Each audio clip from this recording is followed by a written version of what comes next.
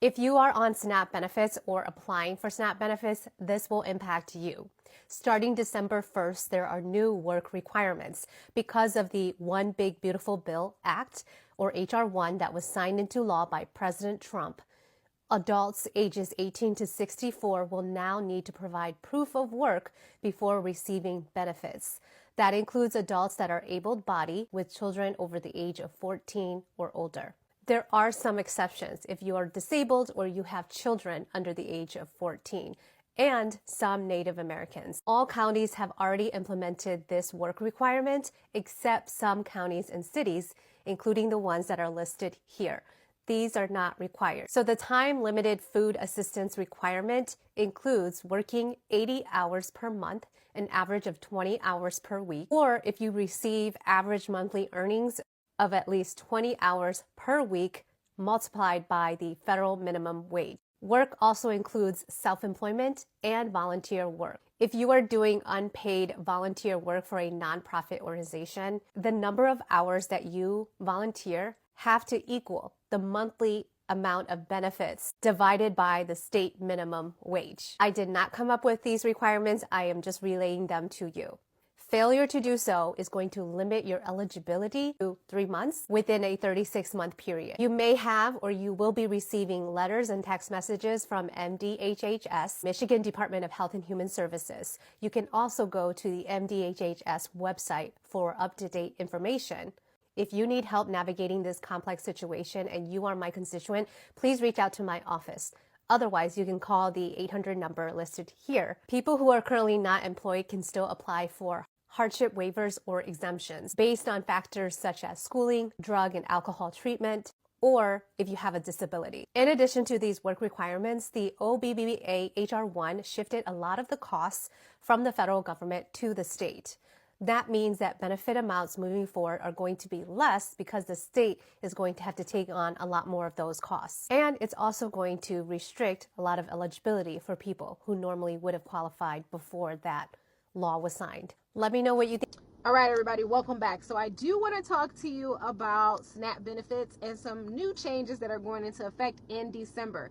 Now, apparently, it seems as though if you have individuals between the ages of 18 and 64 years old that have SNAP benefits, they're now going to be having an enrollment process where these individuals will have to qualify by doing particular activities. These activities will be based on not only the age group, but whether or not they have a child in the home. So if they have a child in the home, they won't have to do these activities. But if they don't have a child in the home, they have to put in about 80 hours on these particular activities that they're going to be rolling out.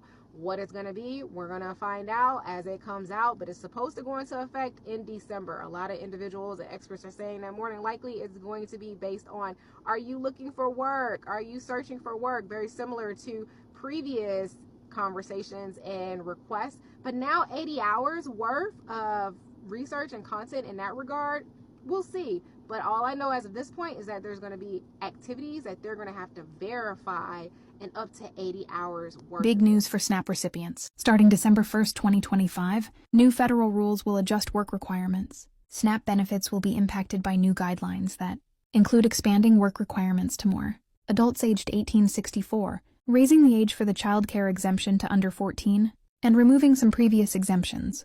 Recipients must now work, volunteer, or participate in training for at least 80 hours per month to continue receiving benefits. Or they could face time limits or disqualification. Some individuals, including veterans and the homeless, who were previously exempt from work requirements, are now subject to them. If you receive SNAP benefits, listen up. Starting today, the federal government has changed the work requirements to be able to receive those benefits. Now it's 18 to 54. It has now been extended to 64 years old. You're going to need to work at least 80 hours a month, do 20 hours of community service, or be involved in a work education program to still receive your food assistance. Previously exempt groups like the homeless, veterans, or those just leaving foster care are now going to have to abide by those new work requirements. Those here at Feeding San Diego say they've already seen a 20% increase in demand since July and are worried that if people start getting dropped from these SNAP benefits because of the new work requirements, they're going to see a huge spike in demand. The new work requirements for SNAP were supposed to be starting on December 1st, but because several states have applied for a waiver, many are not going to be starting on that date. My state of Illinois applied for a waiver because of the high unemployment rate that we have here. That waiver expired at the end of October. But they also applied for another waiver for the same reason. So for that reason, our waiver is not going to expire until the end of January. So our work requirements for SNAP, the new ones, are not going to start till February 1st. And 12 states also applied for a waiver and have been approved. Like Arkansas is one. They actually are not starting these new work requirements until July of next year. And the other 11, it's different dates, March, April, so they vary. But one common denominator out of all of those is the reason why they applied for the waiver is because they want to limit what can be purchased with SNAP. Things like soda and snacks. The list is long. On top of that, another 10 have applied for a waiver and they're waiting to see if they get approved or not. Again, because they want to limit what can be purchased with SNAP. And there are another 7 that potentially could apply for a waiver. So if you did the math and included Illinois, that's 30 states that have or may apply for a waiver. Illinois is doing it because of our unemployment rate, not because they want to limit what can be purchased. So, regardless of what state you live in or when your new work requirements start, the criteria is as follows. If you are between 18 and 64, you do not have minor children under the age of 14, and you do not have a job, those are the folks that are going to be primarily affected. Now, in the past, there were people that were exempt. They're not exempt anymore, like veterans, foster children under the age of 24, and unhoused individuals. They fall under that able-bodied working adult, and they're subject to the same requirements. Now, there are some scenarios where some folks may be exempt. Like if you go into the facility in your state that handles SNAP and you have some type of physical ailment, like a broken arm, a broken leg, you have a boot on your foot. If you're pregnant, you could be exempt. Also, if you're something called chronically unhoused, meaning you have some type of substance situation going on and you have documentation to prove it.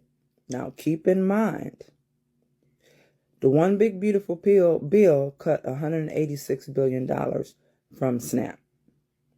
So, we don't know exactly how that's going to pan out money-wise yet, but that is a thing, 100%.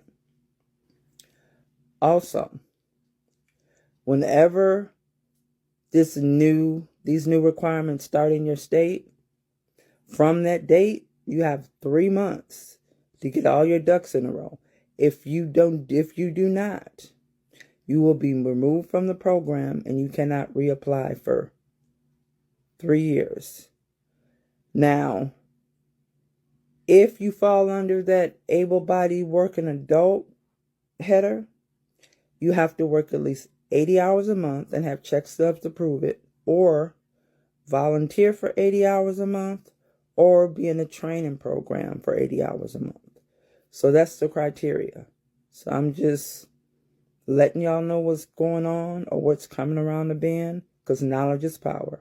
If you're worried your December SNAP benefits may be delayed because of the recent government shutdown, here's the good news: they shouldn't be. The shutdown ended on November 12th, and even though it caused delays for a lot of people in November, states are expected to send December benefits on their normal schedule. The deal that ended the government shutdown fully funds SNAP through September 2026, so you don't have to worry about another shutdown delaying SNAP payments for a long time to come. If you use the Propel app, you can check your EBT balance and get updates right in the app. It's one of the easiest ways to know when your benefits are coming. If your December deposit doesn't show up on time, it doesn't necessarily mean it's because of the shutdown. Sometimes delays happen for other reasons, like missing a recertification or an eligibility form. Check the caption for what to do next. We know how stressful delays can be, especially this time of year. We'll keep sharing updates so you always know what to expect. Did you know that 45 million people, 1 out of every 8 Americans, receive food benefits? And when researchers looked at how that money was being spent, they found that the average SNAP household, gets this, buys more soda, candy, desserts, and junk food than the average household that actually pays for their own groceries. I mean, think about that for a second. The people paying for the program are stretching their own budgets, buying store brand and necessities, while the system is allowing people to buy Oreos, chips, energy drinks, and protein tubs on taxpayers' dime. And the justification that's being used here to defend this is absolutely wild. You've got politicians saying, well, for every $1 spent on SNAP creates $1.80 in economic activity. Well, okay, but that doesn't mean it creates value. If I hand you $1 and then you hand that dollar to somebody else, we didn't magically make more money. We just moved the dollar around. That's not economic growth. That's just circulation. And if that logic worked, we could simply put the entire U.S. budget into food stamps and boom, Y'all, I'm not sure if you heard, but they are making y'all reapply for SNAP benefits. Yes, you have to resubmit the paperwork for SNAP benefits, just like you was going to recertify or you were starting the first time. You have to resubmit the paperwork. They are disregarding anyone that is on SNAP benefits going forward, and you will have to reapply for SNAP benefits. You have to submit your check stubs. You have to submit your disability. You have to submit any income that you receive and qualifies you for SNAP benefits. If you do not submit these items, then you will be taken off of the SNAP program. They are not playing, y'all. The government is not playing. They are tired of people, frauding the system and getting over and getting benefits when they shouldn't. So they are doing this delicate, they going in on all paperwork. They dotting their I's, crossing the T's. They're doing everything to keep you and your family from getting the benefits if it's, under false pretense. Yes, so y'all, if you know somebody who are on SNAP, let them know that they have to reapply in order to continue to receive the benefits. The letters will be coming out. Y'all look in y'all mailbox. Make sure y'all fill them out or go on Common Help if y'all got Common Help. But yes, SNAP benefit recipients will have to reapply. And this is how they're going to catch those that don't qualify. Wow. Okay, so after this long government shutdown and the will they, won't they SNAP benefits, this is what our authorities have come up with. Child-free individuals who are able-bodied and do not show working at least 20 hours a week will have their SNAP benefits taken away.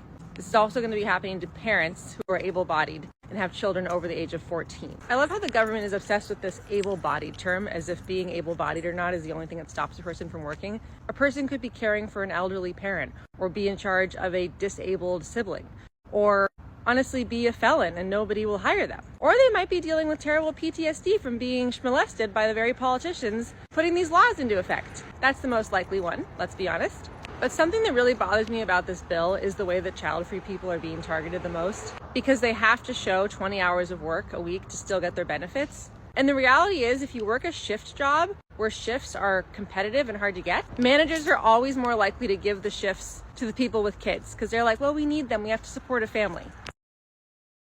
All right, Foodie Gang, here we go. Let the games begin.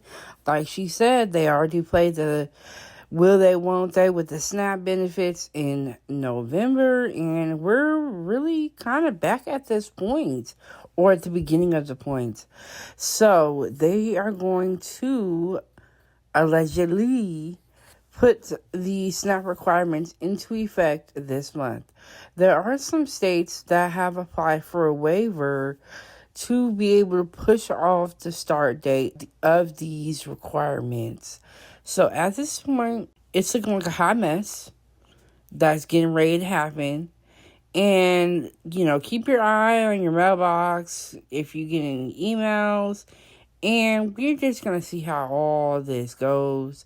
But I believe that they do not want to give out SNAP benefits at all. And this is their way of rolling back the program so that they can cut out fraud. Let me know what you guys think down below in the comment section. Check out these videos down below. Hit the like, share, subscribe button. I'll see you guys in the next one. Foodie gang, gang, gang. Foodie gang, gang, gang.